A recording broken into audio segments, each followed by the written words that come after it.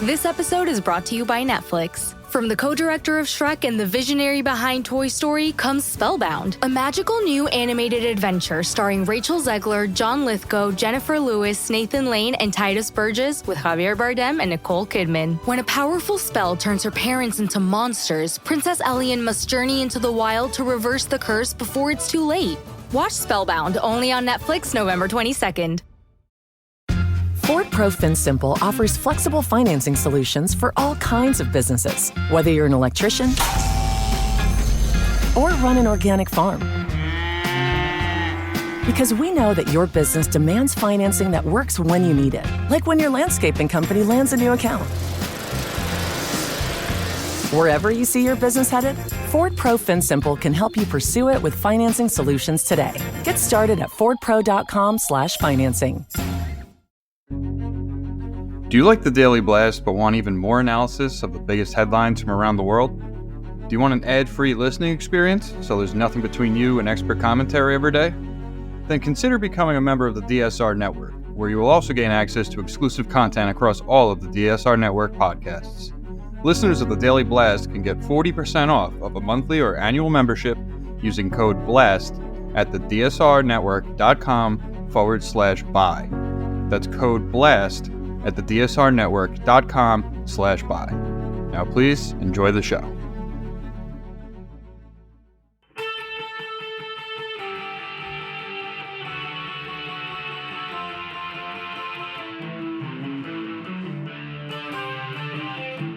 This is the Daily Blast from the New Republic, produced and presented by the DSR Network. I'm your host, Greg Sargent.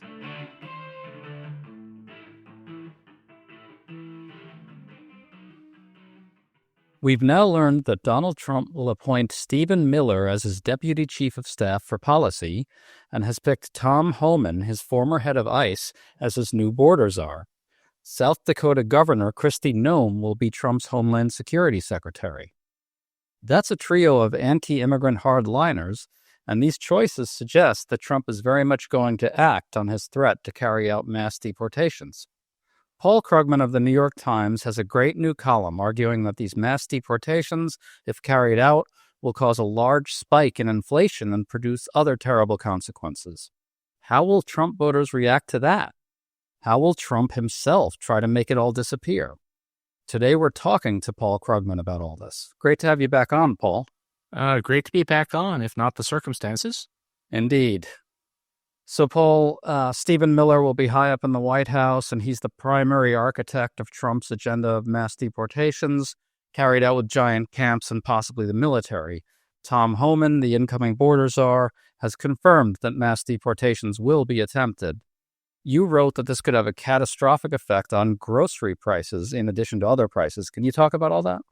Yeah. So there's a lot that people don't understand about the role of immigrants in the U.S. economy. And what particularly, you say, okay, immigrants, something like maybe 8 million undocumented workers in the U.S., something like 5% of the workforce. You say, well, okay, that would be pretty bad if we lose that, but how bad could it be? And the answer is that they're not evenly distributed. There are certain occupations that are really very heavily immigrant, certain jobs that are very heavily filled by immigrants, many of them undocumented. And those include, in particular, sort of top of the list would be food. Both agricultural workers, about 3/4 are immigrants, and probably about half of them are undocumented. Meat packing is probably between 30 and 50% undocumented immigrants. So the whole food supply chain is reliant on people who are going to be rounded up and put in camps. That seems like a problem when you describe it that way. I've got to think that Trump voters in particular could very well feel these impacts very acutely. I mean, they're getting scammed here, aren't they? What's the impact going to be on so-called Trump country? Grocery prices are a real flashpoint. Affluent Americans spend a relatively small share of their budget on food, but less affluent spend a lot on food. And most people have no idea, what how does that stuff get to your table? What's the process by which food gets grown and processed and sent to supermarkets? And they probably just they haven't really. People have very low information about all this, and they have no idea that what sounds like a good thing, let's get rid of these illegal immigrants and give the jobs to Americans. Well, it ain't going to work that way, or it isn't going to work smoothly, and it's going to be a pretty big shock to people's cost of living and the way they live. What we learned from this election is that lots of people have very low information about, first of all, about even what Trump was proposing, and secondly, what it means. I mean, I've been seeing now repeated focus groups after the election with Trump voters who are shocked to find out that tariffs are taxes, right? They've been deliberately misinformed by Trump people. Vance keeps on saying that all the jobs are going to immigrants, and if we can get rid of the immigrants, those will be more jobs for Americans. And that workforce isn't there. We have essentially full employment among native-born Americans. There is no reserve of Americans to take these jobs, and they're by and large jobs that native-born Americans would be very reluctant to take. So, people have absolutely no idea. A quorum of people who voted in this election have absolutely no idea of what's coming down the pike. I think there's no doubt about it. To return to a point you raised earlier, one of the central tenets of Trumpism and MAGA is this zero-sum assertion that if immigrants are working here, well, they must be taking jobs from Americans. We've been through a recovery that proves the direct opposite, but that didn't appear to sink in for a lot of people. I got to think that if deportations do cause major disruptions, there's at least a chance the American people reconsider the zero-sum mindset on a kind of fundamental level, maybe come to understand that it isn't just addition and subtraction. Immigrants here means no jobs for Americans, that they complement each other, that immigrants help the economy, that they're in large part responsible for our successful recovery to the degree that it is success. Can you talk about that? I mean, is that too optimistic? The first thing to say is, look, this has been a revelation. Wearing my old professional hat as an economist, there was a huge rethinking of the economics of immigration that has taken place over the past couple of decades. Used to say, well, if immigrants are relatively low formal education, they must be competing with Americans that also have relatively low formal education and therefore depressing their wages. And it took some time for it to sink in that immigrants just take very, very different jobs. They just bring a different set of skills, a different set of preferences. There's very little head-to-head competition. And in fact, immigrants are really complements to American workers, even American workers without college degrees. So that's the reality. Whether people will sort of grasp that, I don't know, but they certainly will grasp that Trump said he was going to bring prices down, and instead they're going up. And between his two big policy goals, policy obsessions, are deporting immigrants and tariffs, and both of those are going to do a lot to raise prices, especially of food and some other things. I mean, but the most immediate flashpoint is going to be grocery prices. I think we face a bit of a communication problem as well in the following way. As you said, Vance is sort of at the forefront of arguing that immigrants are taking American people's jobs.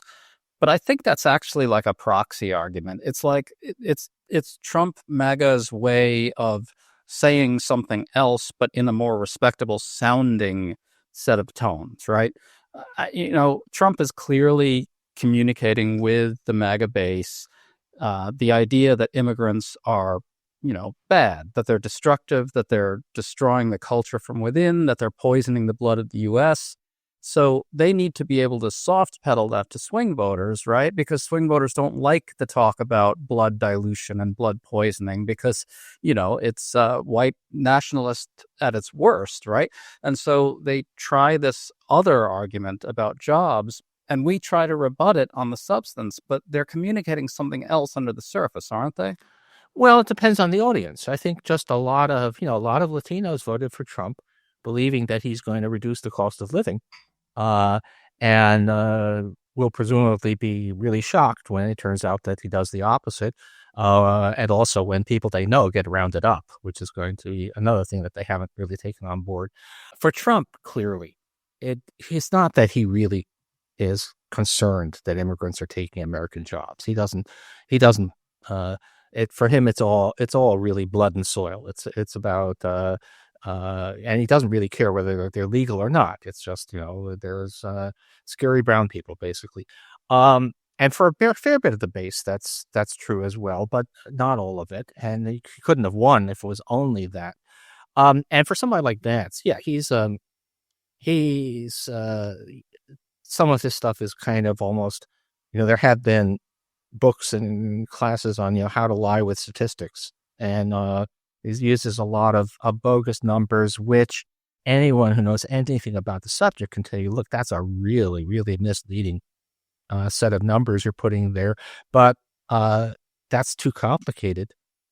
If you're explaining you're losing and explaining that, well, the reason we haven't been adding all that many jobs for native-born Americans is because us baby boomers are dropping out of the workforce, and most of the younger workers coming in are immigrants. In your piece, you write that if inflation does rise as a result of these policies, Trump will simply say the data is faked. I'd like to broaden that idea a bit and suggest that with MAGA loyalists distributed throughout the government in key places, we're likely to see a very deep corruption of government information. I think we're looking at manipulated data, supposedly showing how bad immigrants are, contradicting what economists are saying, maybe even data manipulated to make Trump's economic performance look better than it is. Can you talk about what this kind of corruption of government info might look like in broader terms? Oh, I mean, this is, by the way, standard. Autocratic regimes are known for, in some ways, among their first targets are statistical agencies, because they want the numbers to say what they want the numbers to say. And I've been at conferences on in Asia where the Chinese government announces that the economy grew 5.3%. And everyone at the conference asks not why did the Chinese economy grow by 5.3%, but why did the Chinese government decide to say that it grew by 5.3%? The numbers are political statements, not reality. And if I were a federal employee at the Bureau of Labor Statistics, I would be extremely frightened. I think that's quite quickly they're going to be in the line of fire. The last time around, back during the Obama years, when there was a lot of inflation truthers claiming, that the inflation numbers were being manipulated and to make it look like there was less inflation than there was, which such accusations are always projections. It's what they would do, not what was actually happening. But we turn to there are various kinds of private sector independent measures of inflation, many of which were originally developed by economists in places like Argentina, where manipulation of the data was standard. And so they developed their own ways to measure. And we're going to be having to do that. My guess is, I don't know this for sure, but my guess is that by sometime next year, we're going to be having to look at proxies for what's actually happening to the economy, possibly for what's actually happening to crime, because the official numbers are going to be corrupted. Yeah, and I think you're going to see the corruption of information to carry out a large-scale demonization campaign against immigrants as well.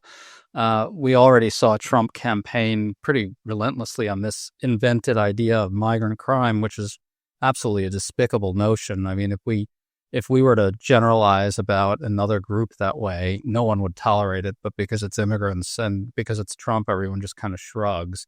But we're going to see like government information being corrupted in order to create a bigger impression of migrant crime. I'm talking about like people at the agencies flagging particular crimes and then the White House press operation blaring it out, something like that. Yeah, I mean, and people look. I'm in New York right now. I've been out for the afternoon running various errands.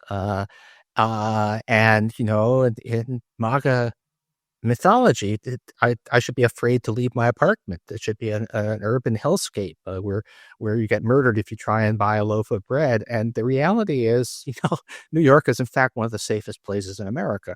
But what will happen eventually, I think, is that I don't quite know how it'll work because crime data are initially supplied by local police agencies, and how much.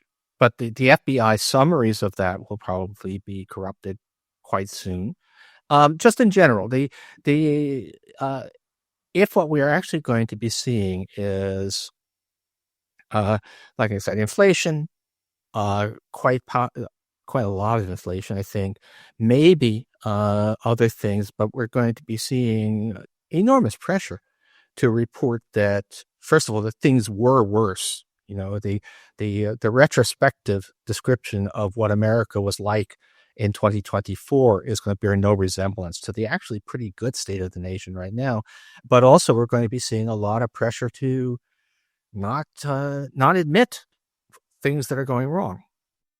Yes, and I think you can actually see another alternate scenario as well. Let's just sort of imagine for the moment that Trump doesn't actually get that far with deportations, because he is going to face serious resource constraints to doing that, blue state governors resisting uses of the National Guard and so forth. And meanwhile, we're poised for a period of growth. The Biden investments are spurring major new green manufacturing projects across the country. I'm going to go out on a limb and predict that Trump is going to take credit for all of that and say that his anti-immigrant agenda is producing this boom. Can you talk a little bit? I mean, that seems like a really undesirable situation politically. I mean, what do we do? Well, this has happened before, right? This is not so extreme as this one, but yeah, Obama laid the foundations for a pretty strong economy during Trump's first term. Bill Clinton basically balanced the budget, preparing the ground for George W. Bush to blow it on tax cuts. It's a recurring theme. Although I have to say, I think maybe I'm being I don't know whether it's too cynical or insufficiently cynical, but the idea of really deporting immigrants, not just claiming that we have built a wall, but actually doing the thing, that seems to be something that is really close to Trump's heart. That seems to be something he really, really wants to do. I mean, think about Stephen Miller, and he doesn't just want to go after low wage migrants from Latin America. He wants to go after high skilled executives in Silicon Valley, because his idea is that there are these jobs and they should be going to Americans. And so I would be surprised if they actually back off on this. I think they'll go quite a ways, and business community will scream. And a lot of people in business believe that this is all going to be, a Potemkin deportation, that it's not really going to happen. But I think they're probably wrong about that. This episode is brought to you by Etsy. Oh. Hear that? Okay. Thank you. Etsy knows these aren't the sounds of holiday gifting. Well, not the ones you're hoping for. You want squeals of delight. Happy tears. How did you? And spontaneously written songs of joy. I am so happy. Oh yeah, oh yeah, oh yeah. Okay, the song needs a bit of work, but anyway, to get those reactions, make sure everyone on your list feels heard with handmade, handpicked, and designed gifts from small shops on Etsy. Gifts like personalized jewelry, custom artwork, cozy style items, vintage pieces, and home decor to celebrate all of your favorite people and their specific kind of special. For original gifts that say, I get you, Etsy has it. Stop. Stop. Stop. Had enough? Kick out mucus and quiet the cough with Mucinex 12-Hour DM for long-lasting cough and chest congestion relief. Buy Mucinex 12-Hour DM at your local retailer. Use as directed. I just wonder how far they can actually get, even if they fully intend to do it. It seems to me like you're looking at, you really need an enormous amount of money to substantially ramp up the removals. I don't know whether he'll get it from a Republican Congress. And it seems to me there will be some legal problems with trying to repurpose military funding. I don't know. Look, the last thing I want to do is be at all complacent. I think we're looking at a terrible situation. I just wonder if they are going to run into some trouble. I guess, what is this thing you call legal obstacles?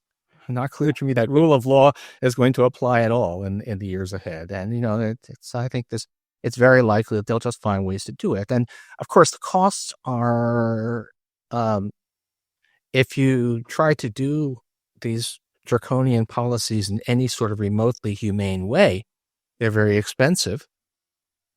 Well, I think the obvious next sentence follows, right? If you're really prepared to be quite brutal and basically, build tent cities in the desert, maybe not so expensive. I think a big open question is how willing people are going to be to break the law to carry out the Trump-Miller agenda. We really are in a situation where people are actually being recruited expressly for that, right? You have Steve Bannon and Kash Patel and people like that out there essentially saying, if you're willing to, push the envelope, we want you. And by push the envelope, they mean carry out illegal orders. Yeah, and just bear in mind that a lot of what may happen beyond the deportations, it may not require government actions. If you want to intimidate people, you don't necessarily have to send in the military, which might refuse to obey orders. You can just do, January 6th was basically tacit permission for MAGA extremists to go and do stuff. And I wouldn't be surprised to see quite a lot of that happening as well. I think also what you're going to see is a fairly concerted whole of government effort, as sometimes the phrase is used, to really try to make the lives of immigrants here as unstable and unpleasant as possible as well. Yeah, that's going to be. Look, what they would like is self-deportation. Now, and they can certainly try to do that. I do think that that's going to be harder, among other things, where people are going to go. The idea that that Latin American countries are going to cheerfully accept millions of people flooding back across the border is probably, we aren't the only people with agency here. And so it's going to be a lot harder than they think. And also, a lot of, since I think that the anti-immigrant stuff, it's not really about legality. It's just about people who are non-Anglo. And a lot of the people have roots here. It's not that they can just pick up and go back to their old life in Central America. That's not. They've been here for years. They have families. So this is going to be much harder to make happen than they think. And maybe they back off, but I'm not. I've been looking a little bit. We had sort of a little bit of a dress rehearsal for some of this in DeSantis's Florida, where he's done a crackdown, and the results for Florida agriculture have already been disastrous. And you might have thought that the business backlash would cause him to back off, but he hasn't. So I would think that would take all of this stuff very, very seriously. Yeah, I think you also raise a really important point when you say that other countries may not want to take people back. One thing that people really don't understand is that immigration policy is not unilateral. It's multilateral. It requires diplomacy. It requires agreements between countries. And that is fundamentally anathema to Trumpism. Yeah, that's going to be the case also on my, my other hobby horse with tariffs and trade policy, where I think that Trump and company imagine that America, we're a superpower, we can do what we want, and they're going to be utterly shocked to discover that that the European Union is about as big a player in world trade as we are, that China has ways to retaliate, that it's, there's going to be, there's a lot of belief that they could just go ahead and impose their will on the world. And the world is a big place, and we're only one piece of it. Yeah. To wrap this up, I want to return to your point about how shocked Trump voters are going to be. Can you talk about this? I mean, Trump voters are going to suddenly discover how badly they've been had, right? I mean, on prices, on the impact of immigrants, on all sorts of things, on tariffs. How badly scammed are they being right now? And will this be a shock to them? I think it will be a shock. Now, how they'll react to that shock, I don't know. But I think that Trump voters many of them really just have no idea. They're only now learning, and some of them still haven't, that tariffs are taxes. They have no idea how much of their food supply comes from immigrants. They have no idea really what Trump is planning to do, and they probably think that he can, through smart businessman, that he can just make prices go back to what they were 4 years ago, which is crazy. But they don't know that. So now whether they will actually blame Trump or manage to somehow or other it'll be that George Soros is doing it, or whether they're one thing that, if we look at other autocratic regimes, some of the ones that Trump has admired, I always find it fascinating that they are far more interventionist in the sense of just trying to order the economy around. Viktor Orban tried to deal with rising food prices in Hungary by imposing price controls, leading to a lot of empty supermarket shelves. And so there'll be a lot of scapegoating, attempts to make magic solutions. So it may take a little while before people really realize the extent to which they've been had. Paul Krugman, it's always great to talk to you, even though in this case it was a lot more dispiriting than usual. Okay, well, take care of yourself. You've been listening to The Daily Blast with me, your host, Greg Sargent. The Daily Blast is a New Republic podcast and is produced by Riley Fessler and the DSR Network.